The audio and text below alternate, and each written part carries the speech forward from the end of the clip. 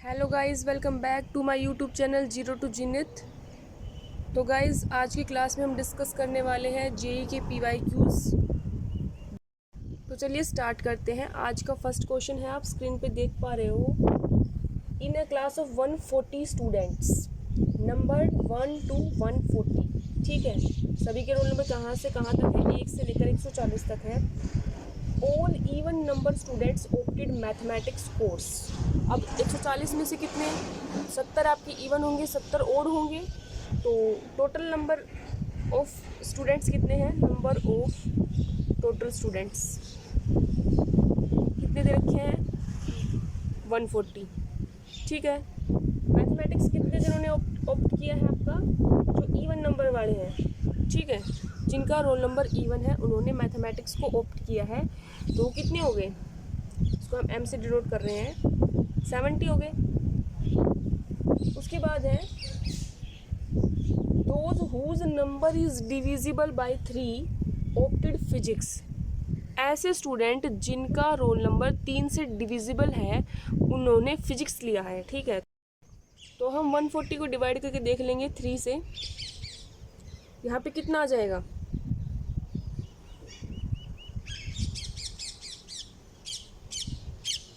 46 something कुछ आएगा ना। तो यहाँ से क्या 46 स्टूडेंट ऐसे हैं जिन्होंने फिजिक्स लिया है, तो इसको हम पी से डिनोट कर रहे हैं, ठीक है। फिर है and those student whose number is divisible by 5 opted chemistry. तो ऐसे कितने स्टूडेंट होंगे? 140 को डिवाइड करके देख लेते हैं 5 से, कितना आएगा? तो number of students in chemistry C से डिनोट कर देते हैं 28, ठीक है। अब हमसे पूछा है the number of students who did not opt for any of the 3 course is. ऐसे कितने स्टूडेंट हैं जिन्होंने इन 3 में से कोई भी कोर्स चूज नहीं किया है? हमें वो फाइंड आउट करना है। अब हम देखते हैं ऐसे कितने स्टूडेंट हैं जिन्होंने मैथमेटिक्स भी लिया हुआ है और फिजिक्स भी लिया हुआ है। तो मैथमेटिक्स वाले कौन से हैं? इवन वाले, यानी कि जो 2 से डिविजिबल है। और फिजिक्स वाले कौन से हैं? जो 3 से डिविजिबल है। और इनका इंटरसेक्शन कॉमन कौन से आएंगे? जो इन दोनों के एलसीएम से डिविजिबल होंगे, यानी कि 6 से डिविजिबल होंगे। तो 140 को जब डिवाइड करेंगे 6 से तो कितना आएगा? इतने नंबर ऑफ स्टूडेंट्स आएंगे हमारे पास। फिजिक्स और केमिस्ट्री में क्या आएगा? 3 और 5 का एलसीएम कितना होता है? 15। तो 15 से डिवाइड करके देख लेंगे तो कितना आ जाएगा? 9। केमिस्ट्री और मैथ यानी कि 2 और 5, जिनका एलसीएम कितना आ जाएगा? 10, यानी कि 14 स्टूडेंट्स, ठीक है। तो ये हमारा आ गया। अब हमें फॉर्मूला पता है, हमने सेट्स के अंदर पढ़ा था। क्या था वो फॉर्मूला? तो यही फॉर्मूला था वो। अब देखो ये वैल्यू निकालेंगे, इन तीनों का एलसीएम कितना आएगा? 235 का 30 आ जाएगा। अब 140 को जब 30 से डिवाइड करेंगे तो इसकी वैल्यू कितनी आ जाएगी? 4 आ जाएगी, ठीक है। तो अब इसमें यहाँ पे जिसकी वैल्यू हमें पता है वो हम पुट कर देंगे, तो उससे हमारे पास कितने नंबर ऑफ स्टूडेंट्स आ जाएंगे? ऐसे स्टूडेंट आ जाएंगे जिन्होंने कुछ ना कुछ कोर्स लिया हुआ है, चाहे 1 लिया हो, 2 लिया हो या तीनों लिए हो, ठीक है।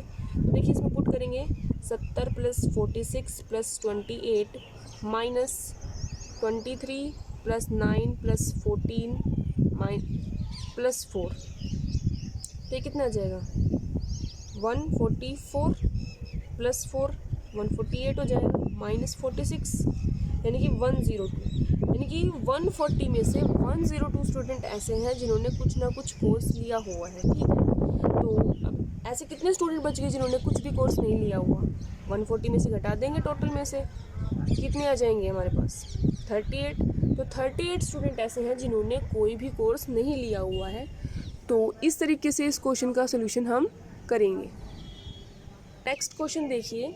इस क्वेश्चन में हमें S1, S2, S3 गिवन है और उनका इंटरसेक्शन हमें निकालना है। हमें बताना है कि उसके अंदर जो इंटरसेक्शन आएगा उसके अंदर कितने नंबर ऑफ एलिमेंट्स आएंगे, ठीक है। तो पहले हम S1, S2, S3 को 1 बाय 1 निकाल लेते हैं। तो देखिए S1 हमारे पास क्या गिवन है? Z belonging to the complex number mod Z - 1 is less than equals to √2, ये हमें गिवन है। अभी किसको रिप्रेजेंट कर रहा है? हमें पता है सर्कल को रिप्रेजेंट कर रहा है, ठीक है। क्योंकि इसको जब खोलेंगे तो क्या आएगा x minus one plus iota y modulus less than equals to root two, यानी कि x माइनस वन का whole square plus y square is less than equals to two. ठीक है, तो मतलब हमारे पास ये क्या एक सर्कल को रिप्रेजेंट कर रहा है जिसकी रेडियस रूट टू दे रखी है। ठीक, अब देखो S2 क्या दे रखा है हमारे पास, Z belonging to the complex plane such that real part of one minus iota Z is greater than equals to one. तो इसका रियल पार्ट देख लो क्या आएगा, वन माइनस आयोटा Z की जगह पे क्या आएगा x प्लस आयोटा वाई। तो यहाँ पे रियल क्या आ जाएगा x प्लस वाई, ये इसका रियल पार्ट है, that should be greater than equals to one. तो ये हमारे पास क्या आ जाएगा S2 आ जाएगा। ये जो लाइन है ये S2 को रिप्रेजेंट कर रही है। अब देखिए S3 क्या दे रखा है, Z belonging to complex plane such that imaginary part of Z is less than equals to one, यानी कि क्या इम्प्लाइज कर रहा है कि y is less than equals to one line को ये रिप्रेजेंट कर रहा है। तो अब हमें इसका इंटरसेक्शन निकालना है इन तीनों सेट्स का, तो हम ग्राफ के थ्रू करते हैं, उससे इजी होगा। अब देखो हमने ग्राफ बना लिया है। अब फर्स्ट S1 जो है वो एक सर्कल को रिप्रेजेंट कर रहा है और जिसका सेंटर क्या है 1,0, तो ये इसका सेंटर हो गया। रेडियस कितनी है रूट टू, यानी कि 1.414।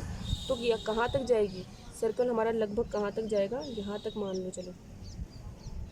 तो ये क्या रिप्रेजेंट कर रहा है, हमारा सर्कल बन गया इस तरीके से। अब x plus y greater than equals to one, ये इस लाइन से पास होगा।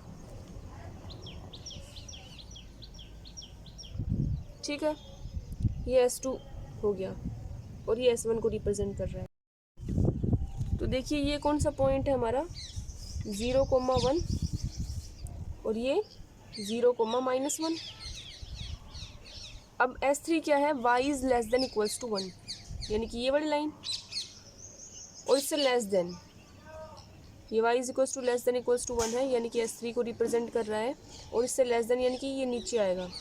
ठीक है, x plus y greater than equals to one, ये ऊपर जाएगा। तो इसमें कॉमन एरिया कहाँ पे आया, ये इतना कॉमन एरिया आ गया इसका। ये क्या आ जाएगा, तीनों सेट्स का इंटरसेक्शन आ जाएगा। तो इसके अंदर नंबर ऑफ एलिमेंट्स कितने हैं, इसके अंदर इन्फिनिट नंबर ऑफ एलिमेंट्स लाई करेंगे। तो इनका जो इंटरसेक्शन आएगा उसके अंदर इन्फिनिट नंबर ऑफ एलिमेंट्स हमारे पास लाई करेंगे। ठीक है, इस तरीके से इस क्वेश्चन को सोल्व करना है। तो अब नेक्स्ट क्वेश्चन करते हैं। क्वेश्चन में गिवन है हमें S एक सेट दे रखा है और T एक सेट दे रखा है और हमें उनका इंटरसेक्शन के अंदर कितने नंबर ऑफ एलिमेंट होंगे ये पता लगाना है। ठीक है, तो पहले वन बाय वन S और T सेट के अंदर नंबर ऑफ एलिमेंट्स कितने हैं ये पता लगाते हैं। तो S से स्टार्ट करते हैं। S जो दे रखा है X लाई कर रहा है आपका -6,3, उसमें से -2,2 घटाना है। ठीक है, उसको छोड़ के बाकी सारे एलिमेंट इसमें आएंगे। Such that mod x plus 3 -1 upon mod x minus 2 is greater than equals to 0। अब देखो ये p अपॉन q है और हमें क्या पता है कि q should not equals to 0, क्योंकि ये रेशनल फंक्शन है और इसकी value greater than equals to 0 दे रखी है। ग्रेटर देन 0 का मतलब क्या है कि या तो दोनों वैल्यू पॉजिटिव होंगी या दोनों वैल्यू नेगेटिव होंगी। तो हम एक एक करके लेके चलते हैं, केस फर्स्ट लेके चलते हैं। ठीक है, जब दोनों पॉजिटिव है यानी कि mod x plus 3 -1 is greater than equals to 0 और आपका mod x minus 2 is greater than 0। तो पहले ये इसको देखते हैं। इसका मतलब क्या है कि मोड x ग्रेटर देन है 2 से, यानी कि x ग्रेटर देन होगा 2 से और x जो है लेस देन होगा -2 से, ये इसका मतलब हुआ। अब यहाँ पे देखो mod x plus 3 greater than equals to 1, यानी कि x plus 3 greater than equals to 1 और x plus 3 less than equals to -1, यानी कि x plus x is greater than equals to -2 और x is less than equals to -4। अब देखो x हमें कहाँ से कहाँ तक लेना है, -6 से लेकर 3 तक लेना है। कोई भी एलिमेंट उसमें हो सकता है, लेकिन -2 और 2 को छोड़कर।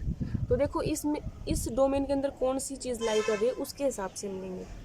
तो देखिए -6 से लेकर -4 तक ले सकते हैं, है ना। -6 से लेकर -4 तक ले सकते हैं यहाँ से, क्योंकि जब लेस देन लेना होता है हमें, तो लेस देन लेना होता है तो सबसे छोटी वाली वैल्यू लेते हैं, और जब ग्रेटर देन लेना होता है तो बड़ी वाली वैल्यू लेते हैं।